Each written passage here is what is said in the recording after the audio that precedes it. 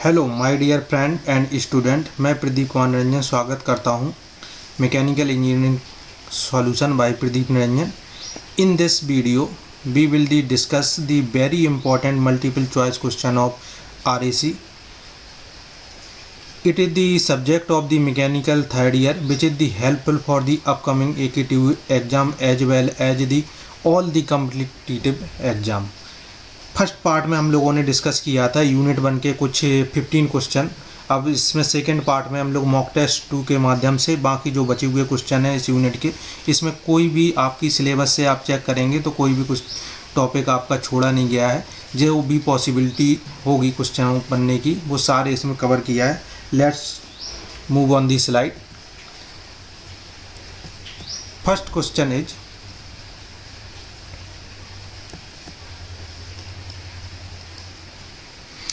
Air refrigerator works on. पहला question पूछा गया है air refrigerator work on. Air refrigerator means इसमें रेफ्रिजरेंट जो है आपकी एयर यूज की गई है, तो किस पे काम करेगा, कौन सी साइकिल पे काम करेगा? Reverse Carnot cycle, Bell Coleman cycle, both A और बी और नन ऑफ दी। तो इसका सही जवाब होगा आपका option number C. Next move करते हैं हम लोग। Bell Coleman cycle is, Bell Coleman cycle क्या है आपकी? तो इसमें पूछा गया है रिवर्स कार्नोट साइकिल है, रिवर्स ऑटो साइकिल है, रिवर्स जूल साइकिल है या रिवर्स रैंकान साइकिल है। तो इसका सही जवाब होगा आपका रिवर्स जूल साइकिल। इसमें एक बात और आप लोग याद रखना, इस तरीके से भी पूछा जाता है कि आपकी बेल कॉलमन साइकिल इज, तो इसमें रिवर्स जूल साइकिल भी हो सकता है, और या फिर इस तरीके से पूछा जा सकता है रिवर्स जूल साइकिल इज, ये आप रिवर्स ब्रेटन साइकिल भी इसका जवाब हो सकता है। नेक्स्ट क्वेश्चन पे चलते हैं। Air refrigeration cycle is use in. Air refrigeration cycle किस में यूज की जाती है? Commercial refrigerator, domestic refrigerator, air conditioning, gas liquefaction. तो ये ऊपर के जो तीनों आंसर हैं ये आपकी वेपर कंप्रेशन साइकिल यूज करते हैं, मींस इसमें आपका रेफ्रिजरेंट एयर नहीं होती है। ठीक है, तो बचा कौन सा? Option number D. Option number D is the right answer for the gas liquefaction. Gas liquefaction के लिए यूज करेंगे। नेक्स्ट क्वेश्चन पे मूव करते हैं। The COP of the refrigerator working on A reverse Carnot cycle. COP of the refrigerator की COP, जैसा कि पिछले लेक्चर में हम लोगों ने COP के बारे में डिस्कस किया था कि किसी भी रेफ्रिजरेटर की COP क्या होगी? COP इक्वल टू होती है desire effect divided by work input. कितना हम लोगों ने वर्क दिया। यहाँ पे डिजायर इफेक्ट क्या होता है कि जो आपका कैबिन का टेम्परेचर होता है उसको मेंटेन करना होता है, कूलिंग टेम्परेचर मेंटेन करना होता है, तो lower temperature divided by work input क्या हो जाएगा? T2 minus T1। तो इसका जो सही जवाब होगा वो होगा ऑप्शन नंबर ए। यहाँ पे आपको ध्यान रखना है कि T1 आपका लोएस्ट टेम्परेचर ऊपर होगा और इनका जो डिफरेंस होगा वो आपका नीचे होगा। चलिए नेक्स्ट स्लाइड पे हम लोग चलते हैं। Question number 5। In A refrigerating machine heat rejected is dash dash dash heat absorb. इसमें ये पूछा गया है कि किसी भी रेफ्रिजरेटिंग मशीन में, चाहे वो आपका रेफ्रिजरेटर हो या AC हो, इसमें जो हीट रिजेक्टेड की जाती है वो हीट एब्जॉर्ब, जो हीट एब्जॉर्ब की गई है उससे क्या रिलेशन होता है? इक्वल टू होता है, लेस देन होता है, ग्रेटर देन होता है? तो सही जवाब होगा ग्रेटर देन। कल हम लोगों ने इसमें डिस्कस किया था कि ग्रेटर देन कैसे हो जाता है, क्योंकि इसमें जो आपने कंप्रेसर को वर्क इनपुट दिया है वो भी इसमें इंक्लूडेड हो जाता है, तो जो रिजेक्शन के टाइम पे जो हीट होती है वो ग्रेटर होती है। नेक्स्ट हम लोग नेक्स्ट स्लाइड पे चलते हैं। In air conditioning of aeroplanes using air as a refrigerant. जो एयर कंडीशनिंग सिस्टम होता है आपका बड़े बड़े एरोप्लेन्स का, ठीक, तो उसमें जो साइकिल जो होती है वो कौन सी साइकिल उसमें यूज की जाती है? तो कौन सी साइकिल होगी? रिवर्स कार्नोट साइकिल होगी, रिवर्स जूल साइकिल होगी, रिवर्स ब्रेटन साइकिल होगी, रिवर्स ऑटो साइकिल होगी। इसमें एक से ज़्यादा भी आंसर हो सकते हैं, वैसे इसका सही जवाब है ऑप्शन नंबर सी। जो साइकिल यूज की जाती है reverse Brayton cycle. Reverse Brayton cycle basically it is a Joule cycle.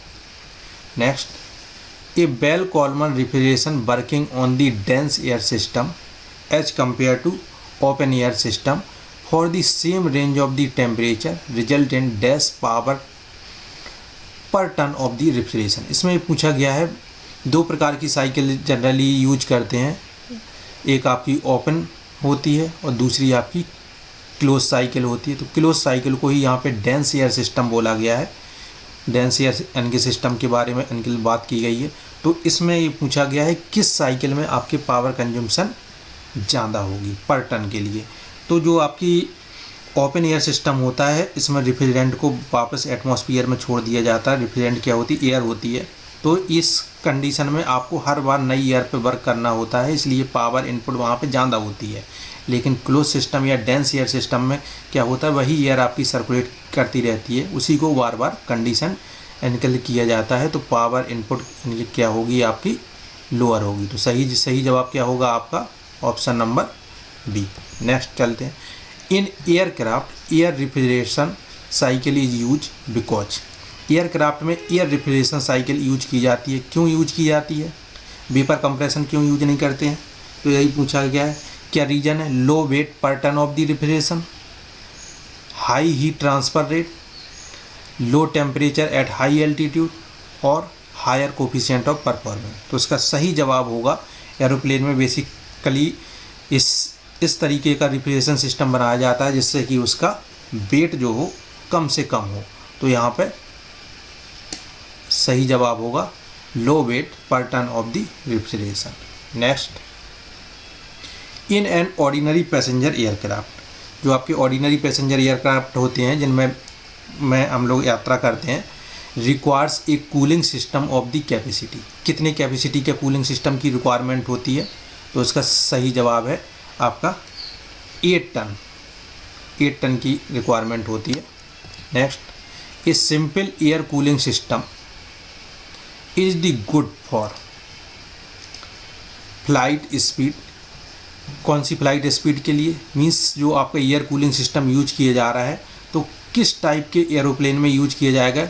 Low speed में ये पैसेंजर्स आते हैं, हाई स्पीड में इस आपके फाइटर जेट आते हैं और वेरी हाई में इस सुपरसोनिक स्पीड से जोड़ते हैं, वो सब आते हैं और नन ऑफ दीज। तो सिंपल एयर कूलिंग सिस्टम जो आपका यूज किया जाता है वो आपका पैसेंजर एयरक्राफ्ट में इसको यूज करते हैं। तो option number A is the right answer. तो इसको थोड़ा सा सही से लगा दें। Next, A boot strap air cooling system has. Boot strap cycle आप लोगों ने इनके पढ़ी होगी। तो boot strap air cooling system में एक हीट एक्सचेंजर होता है, 2 हीट एक्सचेंजर, 3 हीट एक्सचेंजर या 4 हीट एक्सचेंजर। तो सही जवाब होगा बूट स्ट्रैप में 2 हीट एक्सचेंजर सिस्टम का यूज किया जाता है। तो right answer is 2 heat exchanger. Next, air cooling system mostly use in the transport type aircraft. Air cooling system mostly use in transport type of the aircraft, जो कि आप कि passenger aircraft भी बोल सकते हैं। तो इसमें simple air cooling system use होता है, सिंपल इवोपरेशन ये कूलिंग सिस्टम होता है, bootstrap air cooling system होता है। कौन सा एयर कूलिंग सिस्टम जनरली इसमें यूज किया जाता है, तो उसका सही जवाब होगा option number C, bootstrap air cooling system. Next, the reduced ambient air cooling system has. Reduce ambient air cooling system आपके सिलेबस में इनके रिड्यूस एम्बिएंट के बारे में इनके अंदर टॉपिक था, तो उससे भी एक क्वेश्चन बना दिया है। 1 cooling turbine and 1 heat exchanger होता है, 1 cooling turbine and 2 heat exchanger, 2 cooling turbine 1 heat exchanger and 2 cooling turbine and 2 heat exchanger. इसका सही जवाब होगा आपका option number C, 2 cooling turbine and 1 heat exchanger. 2 cooling turbine and 2 heat exchanger is the right answer. Next, the cooling system use for the supersonic aircraft. चलिए passenger की बात हो गई, अब कौन सा आ गया, supersonic. The cooling system use for the supersonic aircraft and rocket. कौन सा यूज करेंगे, simple air cooling system, boot strap air cooling system, reduce ambient air cooling system या रीजेनरेटिव एयर कूलिंग सिस्टम। तो सही जवाब इसका क्या होगा, regenerative air cooling system, regenerative air cooling system. Next, while designing the refrigeration system of an aircraft the prime consideration is, जब हम किसी एयरक्राफ्ट में कूलिंग सिस्टम डिजाइन करते हैं तो उसमें क्या मेन डिजाइनिंग कंसीडरेशन होते हैं, क्या चीज़ को सबसे पहली इंपॉर्टेंस दी जाती है। First, system has the high COP, high COP होनी चाहिए। Second, power per ton is the low, mass of the refrigeration circulation is low और mass of the refrigeration equipment is low. तो बेसिकली जैसा आप पिछली स्लाइड में discuss किया है, तो कि एयरक्राफ्ट में जो भी सिस्टम यूज करते हैं उसमें आपका मास ऑफ द रेफ्रिजरेशन इक्विपमेंट का कम से कम वेट हो, वेट की यहाँ पे प्रायोरिटी होती है, इसीलिए वहाँ पे एयर कूलिंग सिस्टम का यूज किया जाता है। नेक्स्ट, तो आपको हमारा ये प्रयास कैसा लगा? अगर आप ये क्वेश्चन पढ़ के जाते हैं तो आपको 100% आपके एग्ज़ाम में बहुत अच्छे नंबर आएंगे। और नेक्स्ट टॉपिक में हम लोग डिस्कस करेंगे यूनिट 2 RAC के, और उसमें देखेंगे कि जो भी महत्वपूर्ण क्वेश्चन है उसको देख सकते हैं। और इसके साथ ही इसमें डिस्क्रिप्शन में आपको PDF मिल जाएगी, वहाँ से आप PDF डाउनलोड कर सकते हैं, जिससे कि एग्ज़ाम के दिन ही आप वहाँ से इसका रिवीजन वगैरह कर सकते हैं। चलिए।